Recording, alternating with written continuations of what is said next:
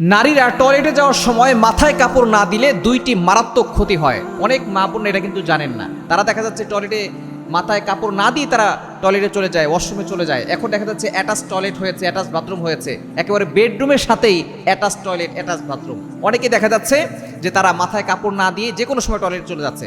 মনে রাখবেন, নবী সাল্লাল্লাহু আলাইহি ওয়াসাল্লাম এটা কিন্তু নিষেধ করে দিয়েছে। রাসূল সাল্লাল্লাহু আলাইহি ওয়াসাল্লাম টয়লেটে যাওয়ার সময় একটা দোয়া শিখিয়ে দিয়েছেন। আমরা কিন্তু অনেকেই দোয়াটা পড়ি না। বাম পা দিয়ে প্রবেশ করবেন, এই বাম পা দিয়ে প্রবেশ করার আগে একটা দোয়া পড়বেন। দোয়াটি হচ্ছে আল্লাহুম্মা ইন্নী আউযু বিকা মিনাল খুবুসি ওয়াল খাবাইস।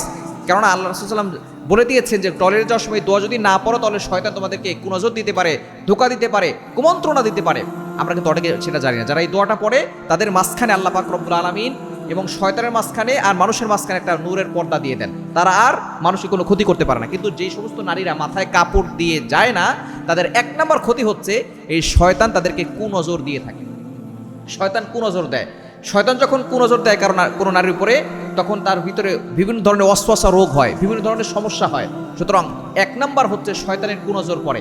আর যার উপরে শয়তানের কুনজর পড়ে তার আস্তে আস্তে বিভিন্ন ধরনের রোগ দেখা দেয় এবং সে দিন দিন অসুস্থ হয়ে পড়ে।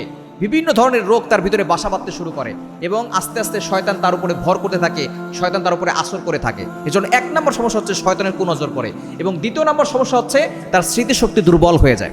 ইন্টেলেকচুয়াল পাওয়ার, মেধা শক্তি, তার স্মৃতিশক্তি, এগুলো সব কিন্তু আস্তে আস্তে দুর্বল হয়ে যায়। এজন্য মা বোনদের উচিত সবসময় টয়লেটে যাওয়ার সময় মাথায় কাপড় দিয়ে যাওয়া এবং দোয়া পরে তারপরে টয়লেটে প্রবেশ করা।